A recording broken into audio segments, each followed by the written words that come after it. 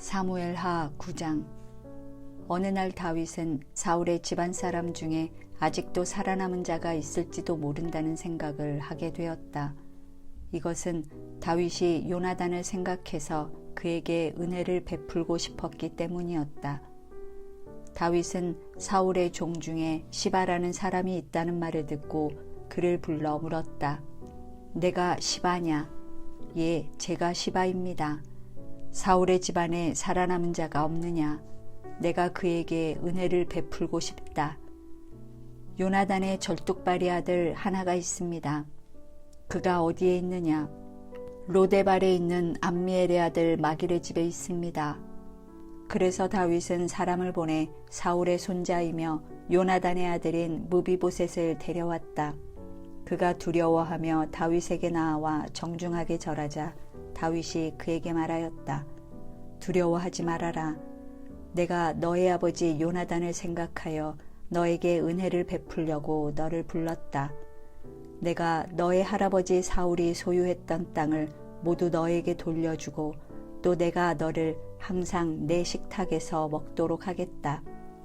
그때 무비보셋이 왕 앞에 다시 절하며 말하였다. 이 종이 무엇인데 대왕께서 죽은 개와 같은 저에게 이런 친절을 베푸십니까? 그때 왕은 사울의 종 시바를 불러 이렇게 말하였다. 내가 사울과 그 가족이 소유했던 모든 것을 내 주인의 손자에게 주었다. 그러므로 너와 내 아들들과 내 종들은 그를 위해 농사를 지어 그 가족에게 양식을 공급하라. 그러나 무비보셋은 항상 왕궁에 살면서 나와 함께 식사할 것이다. 시바에게는 15명의 아들과 20명의 종이 있었다. 그러자 그는 대왕께서 명령하신 대로 하겠습니다 하고 대답하였다. 그때부터 무비보셋은 다윗의 식탁에서 왕자들과 함께 식사하였다. 무비보셋에게는 미가라는 젊은 아들 하나가 있었으며 시바의 집에 사는 사람들이 모두 무비보셋의 종이 되었다. 그러나 두 발을 다 저는 무비보셋은 항상 왕의 식탁에서 음식을 먹으며 예루살렘의 왕궁에서 살았다. 10장. 그 후에 암몬 왕 나하스가 죽고 그의 아들 한운이 왕위를 계승하였다. 이때 다윗은 나하스가 자기에게 은혜를 베풀었으므로 그의 아들 한운에게 호의를 베풀어야겠다고 생각하였다. 그래서 다윗은 그 아버지의 죽음에 조의를 표하려고 한운에게 특사를 보냈다. 그러나 다윗이 보낸 조문단이 암몬 땅에 도착했을 때 한운의 신하들이 그에게 말하였다. 다윗이 이 조문객들을 보낸 것이 왕의 부친을 공경해서라고 생각하십니까? 아닙니다. 그는 우리 동태를 살펴 이 성을 함락시키려고 이들을 보낸 것이 틀림없습니다. 그래서 한운은 다윗이 보낸 조문단을 잡아다가 그들의 수염 절반을 깎고 엉덩이 중앙부에서 그들의 옷을 잘라 아랫도리를 드러낸 채 돌려보냈다. 다윗은 이 일을 듣고 부끄러워서 어쩔 줄 모르는 그들에게 수염이 다 자랄 때까지 여리고에 머물러 있으라고 지시하였다. 이때 암몬 사람들은 자기들이 다윗의 비위를 거스른 줄 알고 벤르홉과 소바에서 20,000명의 시리아군을 고용하고 또 마아가 왕과 그의 부하 1,000명과 돕사람 12,000명을 고용하였다. 다윗은 이것을 듣고 요압과 이스라엘 전 군대를 보내 그들을 치도록 하였다. 이때 암몬 사람들은 나와서 자기들의 성문 앞에 포진하고 외국 용병들은 들에서 싸울 태세를 갖추고 있었다. 요압은 적군이 자기 앞뒤에 있는 것을 보고 정예병을 뽑아 시리아군과 맞서게 하고 나머지 병력은 그의 동생 아비새에게 맡겨 암몬군과 대치하도록 하였다. 그러고서 요압은 아비새에게 이렇게 말하였다. 만일 시리아군이 나보다 강하면 내가 와서 나를 도와라. 그러나 암몬군이 너보다 강하면 내가 가서 너를 돕겠다. 자, 힘을 내어라. 우리 백성과 우리 하나님의 성들을 위해서 용감하게 싸우자. 모든 것은 여호와의 뜻대로 될 것이다. 요압과 그의 군대가 시리아군을 공격하자 그들은 도주하기 시작하였다. 그때 암몬 사람들은 시리아군이 도주하는 것을 보고 아비새 앞에서 도망하여 성 안으로 들어가 버렸다. 그래서 요압은 군대를 거느리고 예루살렘으로 돌아왔다. 시리아군은 이스라엘군에게 패한 것을 알고 자기들의 모든 군대를 다시 불러 모았다. 그때 하다데셀 왕이 사람을 보내 유프라테스강 건너편에 있는 시리아군을 데려오게 하자 그들은 헬람에 가서 하다데셀 왕의 군대 총사령관 소박의 지휘를 받았다. 다윗은 이것을 듣고 모든 이스라엘군을 모아 요단강을 건너서 헬람으로 갔다. 그러자 시리아군도 전열을 갖추고 나와 이스라엘군과 맞서 싸웠다. 그러나 이번에도 시리아군은 패하여 도망하였고 이스라엘군은 시리아 전차병 700명과 마병 4만 명을 죽이고 또 그들의 총사령관 소박도 쳐서 죽였다. 그리고 하다데셀에게 예속된 모든 왕들은 시리아군이 패한 것을 보고 다윗에게 항복하여 그의 종이 되었다. 그래서 그 후부터는 시리아 사람이 암몬 사람을 돕는 것을 두려워하였다. 11장.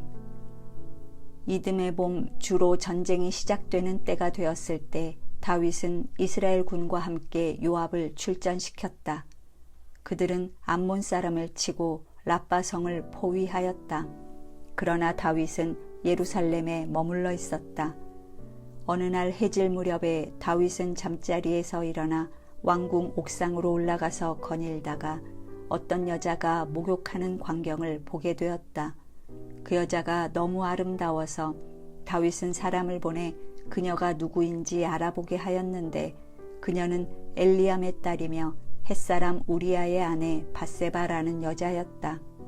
다윗은 그 여자를 데려오게 하여 그녀와 잠자리를 같이 하였다. 그런 다음 그 여자는 부정해진 몸을 씻고 자기 집으로 돌아갔다. 얼마 후에 그 여자는 자기가 임신한 것을 알고 사람을 보내 그 사실을 다윗에게 알렸다. 그래서 다윗은 햇사람 우리아를 자기에게 보내라는 전가를 요압에게 보냈다. 우리아가 왔을 때 다윗은 그에게 요압과 군사들의 안부와 전황을 물었다. 그런 다음 다윗은 그에게 집에 가서 쉬라고 말하고 그의 집으로 선물도 보냈다. 그러나 우리아는 집으로 가지 않고 그날 밤을 궁전 경비병들과 함께 궁전 문 앞에서 보냈다. 다윗은 우리아가 집으로 가지 않았다는 말을 듣고 그를 불러 물었다. 무슨 일이냐? 오랫동안 너는 아내와 헤어져 있었는데 어째서 어젯밤에 집으로 가지 않았느냐? 우리 군대가 지금 전쟁 중이며 여호와의 궤도 그들과 함께 있고 나의 지휘관인 요압 장군과 그 부하들이 빈들에서 진을 치고 있는데 어떻게 내가 집에 가서 먹고 마시며 내 아내와 같이 잘 수 있겠습니까? 내가 대왕 앞에서 맹세하지만 나는 절대로 이런 일은 하지 않을 것입니다. 그렇다면 오늘 밤은 여기서 머물러라. 내일은 내가 너를 전쟁터로 다시 돌려보내겠다. 그래서 우리아는 그날 예루살렘에 머물러 있었다. 다윗은 그를 저녁 식사에 초대하여 먹고 마시며 그를 취하게 했으나 우리아는 그날 밤도 집에 가지 않고 궁전 정문의 경비실에서 경비병들과 함께 잤다.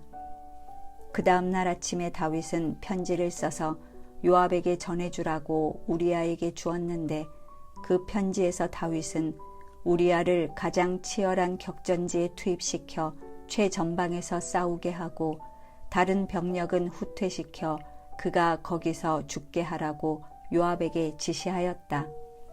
그래서 요압은 적군의 성을 포위 공격할 때 적의 가장 강한 반격이 예상되는 지점에 우리아를 배치시켰다. 적이 그 성에서 나와 요압과 싸울 때에 우리아는 결국 적의 반격을 받아 몇몇 다른 이스라엘 군과 함께 그곳에서 전사하였다. 요압은 전황 보고서를 다윗에게 보내면서 전령에게 말하였다. 만일 왕이 화를 내면서 너희가 어째서 그처럼 성에 가까이 가서 싸웠느냐? 너희는 저기 성에서 활을 쏠 것이라는 것도 생각하지 못했느냐? 데베스에서 기드온의 아들 아비멜렉이 어떻게 죽었느냐? 성에서 어떤 여자가 던진 맷돌 윗짝에 맞아 죽지 않았느냐? 그런데 어째서 너희는 그처럼 성벽 가까이 갔었느냐 하고 묻거든 너는 우리아도 죽었습니다 하고 대답하여라. 그래서 요압의 전령은 예루살렘에 와서 다윗에게 이렇게 말하였다. 적이 우리를 치러 나올 때 우리가 그들을 공격하여 성문까지 몰아붙였는데 그때 성벽 위에 있던 자들이 활을 쏘아 우리를 반격하므로 우리 중에 몇 사람이 죽고 햇사람 우리아도 죽었습니다. 그러자 다윗이 그 전령에게 말하였다. 너는 요압에게 실망하지 말고 용기를 내라고 하라. 전쟁에서 칼은 이 사람도 죽이고 저 사람도 죽이는 것이 아니겠느냐. 너는 그에게 더욱 힘써 싸워 그 성을 함락시키라고 말하고 그를 격려하여라. 밧세바는 자기 남편이 죽었다는 소식을 듣고 소리 높여 슬피 울었다. 애도 기간이 끝나자 다윗은 사람을 보내 밧세바를 궁전으로 데려왔으며 그녀는 다윗의 아내가 되어 아들을 낳았다. 그러나 여호와께서는 다윗이 행한 일을 기쁘게 여기지 않으셨다. 12장. 그때 예언자 나단이 여호와의 보내심을 받고 다윗에게 가서 이렇게 말하였다. 어떤 성에 두 사람이 있었습니다. 한 사람은 양과 소를 아주 많이 가진 부자였고 다른 한 사람은 자기가 사서 기르는 어린 암양 한 마리밖에는 아무것도 가진 것이 없는 가난한 사람이었습니다. 그러나 그 암양은 온 가족의 애완동물이 되어 식구들과 함께 같은 상에서 먹고 마셨으며 주인은 마치 자기 딸처럼 그 양을 부둥켜 안고 귀여워했습니다. 그런데 최근에 그 부잣집에 손님 한 분이 찾아왔습니다. 그러자 그 부자는 자기의 양과 소는 아까워서 잡지 못하고 한 마리밖에 없는 그 가난한 사람의 암양을 빼앗아다가 그것을 잡아서 손님을 대접하였습니다. 이때 다윗은 크게 격분하며 말하였다. 내가 살아계신 하나님 앞에서 맹세하지만 누구든지 그런 짓을 한 사람은 마땅히 죽어야 한다. 그는 그 가난한 사람을 불쌍히 여기지 않고 그런 짓을 했으니 그 새끼 양의 4배를 그에게 배상해 주어야 한다. 바로 그때 나단이 다윗에게 말하였다. 왕이 바로 그 사람입니다. 이스라엘의 하나님 여호와께서 왕에게 이렇게 말씀하셨습니다.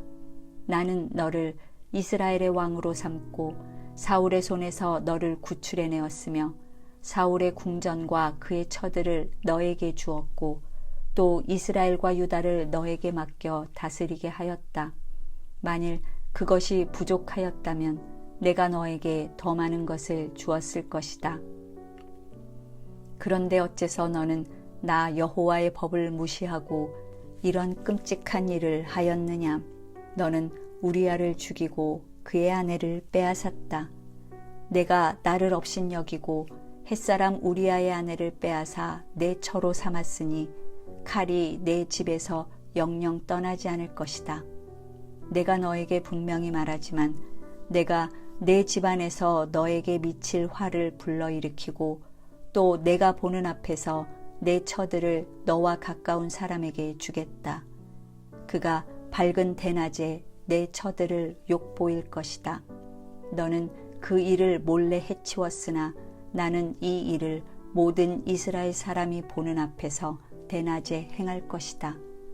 그러자 다윗이 내가 여호와께 범죄하였습니다 하고 나단에게 자기 잘못을 고백하였다. 그래서 나단은 이렇게 대답하였다. 여호와께서는 왕을 용서하셨습니다. 그러므로 왕은 죽지 않을 것입니다.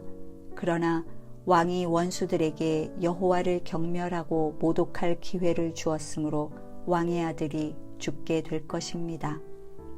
나단이 집으로 돌아간 후에 여호와께서는 우리아의 처가 다윗에게서 낳은 아이를 심한 병에 걸리게 하셨다. 그러자 다윗은 자기 방으로 들어가서 그 아이를 살려달라고 여호와께 빌며 금식하고 밤새도록 방바닥에 엎드려 있었다. 그때 나이 많은 신하들이 그에게 가서 일어나 함께 식사하자고 권했으나 그는 거절하였다. 그러던 중 7일 만에 아이가 죽었다. 그러나 다윗의 신하들은 그 사실을 그에게 알리는 것을 두려워하며 이렇게 수군거렸다. 아이가 살았을 때에도 왕이 우리 말을 듣지 않고 그처럼 상심해 있었는데 아이가 죽었다는 말을 우리가 어떻게 전할 수 있겠는가? 그러나 다윗은 신하들이 서로 수군거리는 것을 보고서 아이가 죽은 것을 눈치채고 아이가 죽었느냐 하고 물었다. 그러자 그들은 예, 죽었습니다 하고 대답하였다. 그제서야 다윗은 일어나 목욕을 하고 머리를 빗은 다음 옷을 갈아입었다. 그러고서 그는 성막에 들어가 여호와께 경배하고 궁으로 돌아와서 음식을 가져오게 하여 그것을 먹었다. 그러자 그의 신하들이 물었다. 우리는 이해할 수가 없습니다. 아이가 살아있을 때는 울고 금식하시더니 아이가 죽은 후에는 일어나서 잡수시니 어찌 된 일이십니까? 그래서 다윗은 이렇게 대답하였다. 아이가 살았을 때 내가 금식하고 온 것은 여호와께서 나를 불쌍히 여겨 혹시 아이를 살려주실지도 모른다고 생각했기 때문이었소. 그러나 이제는 아이가 죽었는데 내가 무엇 때문에 금식하겠소? 내가 그를 다시 살릴 수 있겠소? 언젠가 나는 그에게로 가겠지만 그는 나에게 영영 돌아오지 않을 것이오. 그러고서 다윗은 그의 아내 밧세바를 위로하고 그녀와 잠자리를 같이 하여 아들을 낳고 그 이름을 솔로몬이라고 지었다. 여호와께서는 그를 사랑하셔서 예언자 나단을 보내 그 아이 이름을 여디디아라고 부르게 하셨다. 한편 요압과 그의 군대는 암몬의 수도인 랍바성을 완전 포위하고 다윗에게 이런 전가를 보냈다. 내가 물의 성으로 알려진 랍바를 쳐서 저수지 일대를 점령하였습니다. 이제 왕은 남은 병력을 이끌고 오셔서 성을 치고 점령하십시오. 나는 이 성을 점령한 공로를 내 것으로 만들고 싶지는 않습니다. 그래서 다윗은 병력을 이끌고 랍바로 가서 그 성을 공격하여 점령하고 수많은 전리품을 예루살렘으로 가져왔으며 그 중에서 보석을 박아 만든 약 34kg이나 되는 암몬 왕의 금관은 자기가 가져다가 머리에 썼다. 그리고 그는 그 성 주민들을 노예로 삼아 톱질과 괭이질과 도끼질을 시키고 강제로 벽돌 공장에서 일하게 하였으며 암몬 사람들의 다른 모든 성에도 이렇게 하였다. 그런 다음에 다윗과 그의 군대는 예루살렘으로 돌아왔다.